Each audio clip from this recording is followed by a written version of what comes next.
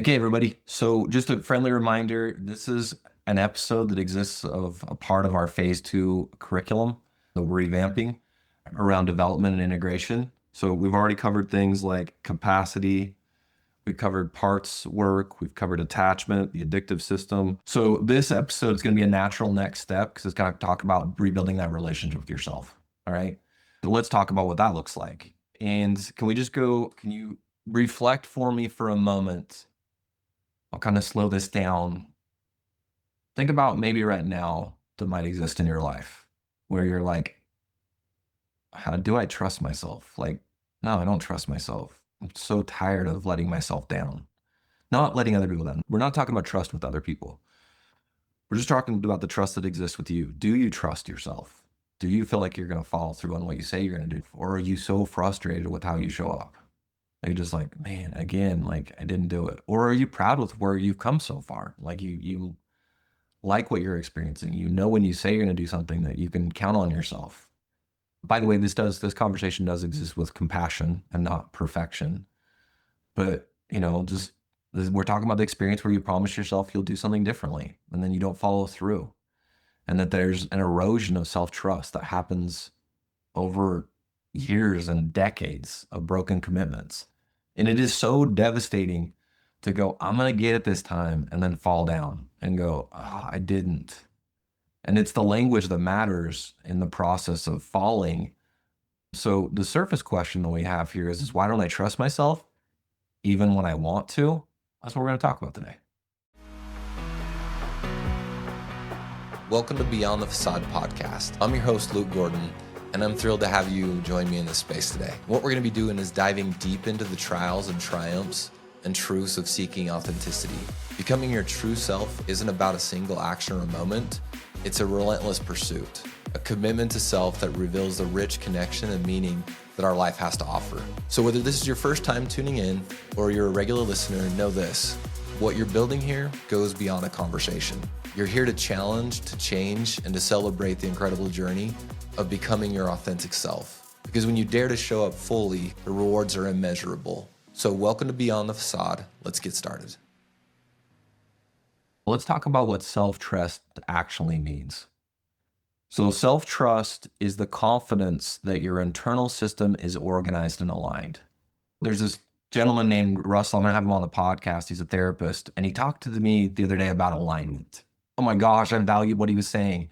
He said alignment, he defined it. He says it's what I say and what I believe and what I experience are the same. What I say and what I believe and what I experience are the same. So I say this to you, and I believe this, and I experience this, and are they similar, right?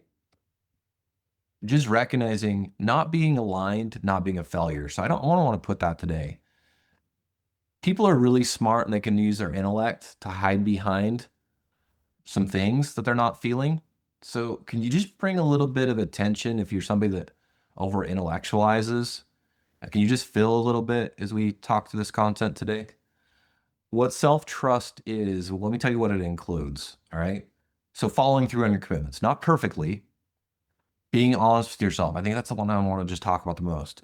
Let's just talk about honesty with yourself. Like, that you say the things that maybe are uncomfortable, that you're accountable to those, that you don't hide from your own thoughts. So easy for me to do, to hide from my own thoughts. That you act in alignment with your stated values. A lot of men mistake like confidence for like self-trust. Self-trust is not bravado or certainty. It's about consistency, not perfection, consistency. And the thing is we've had compulsive behavior for years and decades, and that's eroded in our self-trust. So that secrecy fractures that internal alignment because, again, internal alignment is what I say and what I believe and what I experience are the same. Okay? So impaired thinking distorts that reality internally before it distorts it externally. So we have to lie to ourselves. We have to like say something different than what we actually do, or think something different than what we actually do. And when we say it to ourselves, and we break commitments with ourselves, we become internally unstable. And over time, men begin to distrust themselves. It's like, I don't trust myself. Maybe won't be said, but they distrust their own impulses, their own emotions, their intentions. I don't know what I feel. Do I actually feel that? Do I know what? Am I resentful?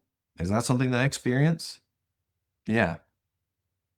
So we call this internal fragmentation, and it fuels a lot of shame and self-doubt. I'm not going to spend too much on shame and self-doubt, but it does have a part to do with this when we go through it in our phase 2 curriculum. But we have shame versus guilt. So guilt says I did something bad. Shame says I am something wrong. Guilt can motivate repair, right? It can. But what does shame do? It attacks our identity and undermines the growth. And that chronic shame is going to reinforce our core beliefs, and it's going to destabilize like some self-trust. So a lot of us are oscillating between like grandiosity is what you call it, and self-contempt, like I'm the man and I hate myself, rather than like steady accountability with self and others. So what we want to notice is there's this thing between seeking validation and building inner worth. So a lot of men attempt to like rebuild worth externally. And are you doing that right now? Just reflect on that. Think about that. Am I trying to rebuild my sense of worth through my partner's reassurance? Do I need her to tell me who I am, what I am, right? Am I doing it through performance, or am I doing it like appearing to be the good guy? Because external validation creates like our temporary stability, but we're not. We're still have a ton of we're fragile inside. And internal worth's going to develop through that honest self-reflection. Where actually am I? Right? But there's so much fear of consequences if I actually stop back and honestly self-reflect. And if my behavior aligns with that, and I allow myself that I do have strengths and I do have flaws.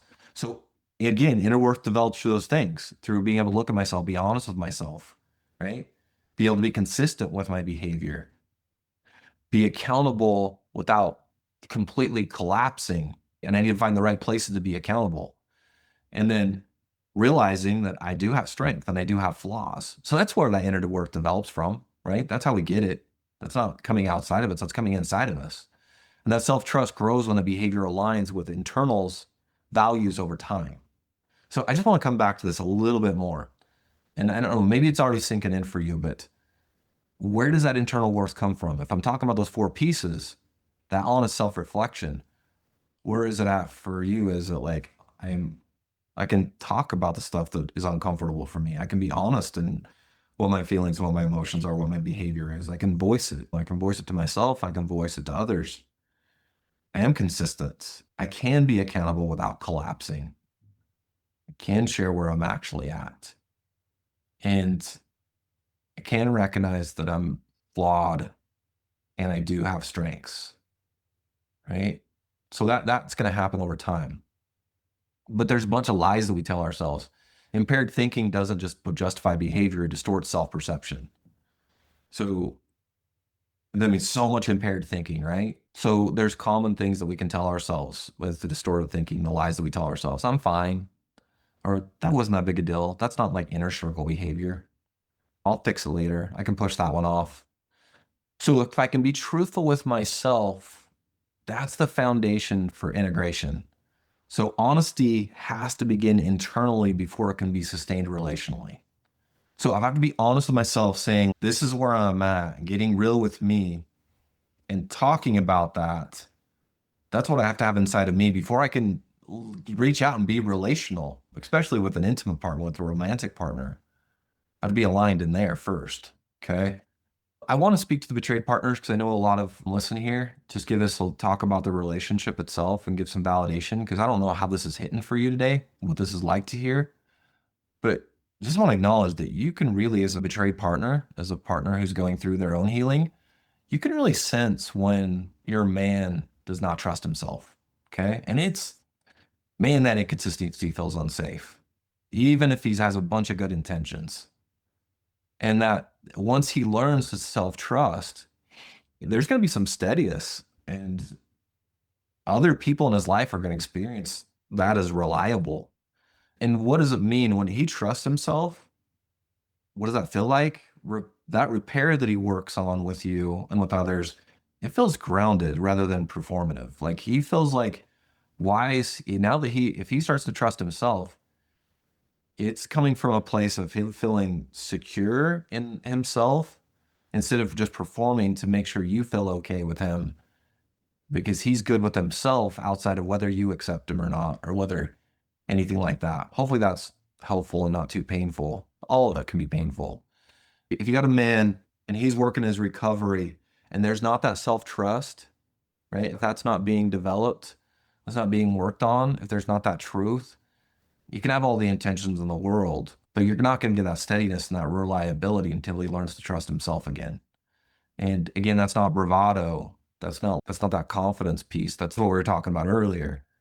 And that internal alignment, it's going to precede relational safety to a certain extent. And it doesn't have to take forever to start to trust again. In fact, you start being a level of, I know when I start to show up in my world and I start to follow through when I do and I'm doing for the right reason, it's not performative. I know my partner feels like she can sense that. She knows, okay, I can feel a little bit safer because I'm doing it for the reasons that make sense. Okay, so just remember, self-trust cannot be built overnight. It's not going to be fast, right? You can start to experience the fruit of it. I don't know if I should say it that way because fruit takes a long time to grow, but you can experience you can breathe a little bit better when you start to show up consistently. But self-trust is not built overnight. You can experience some relief once you start to show up and start to be doing these things, but it's going to take some time because you have to have repeated alignment between that intention and action.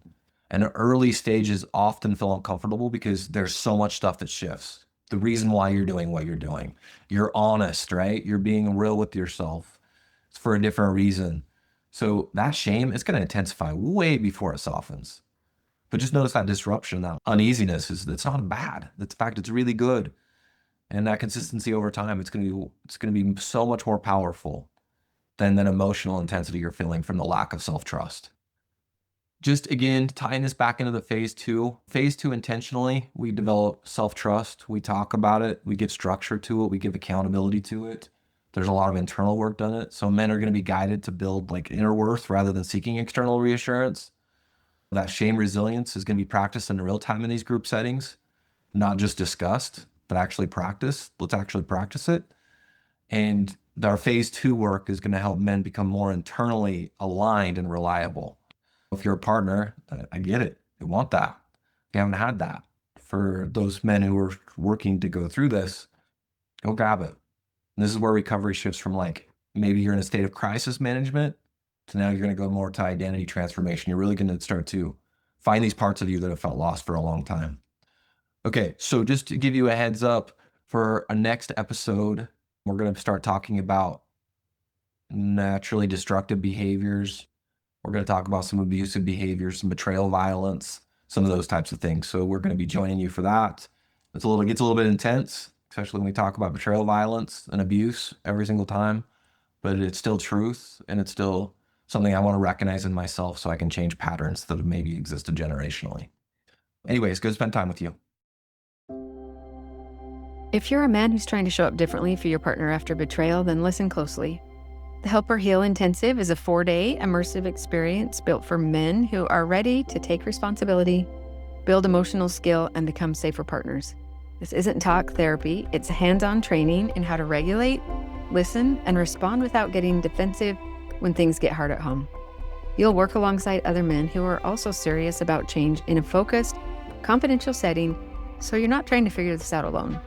My name is Hallie Roderick, and I'm both a professional and someone who's lived through betrayal recovery. Our team is here to give you the structure, the tools, and the feedback you need to show up with consistency and integrity in a way that supports real safety for your wife. You'll leave with a clear plan for how to act differently, communicate better, and continue rebuilding trust when you go home.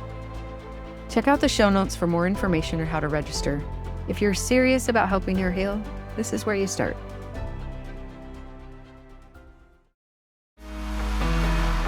Hey, thanks for joining us today. If this is something that you connected with, I'd love to meet with you more and talk about it. So what you can do is go to chooserecoveryservices.com or check the show notes. And there what we can do is set up a quick conversation to meet. Thanks so much for listening to Beyond the Facade, where we unmask the authentic self.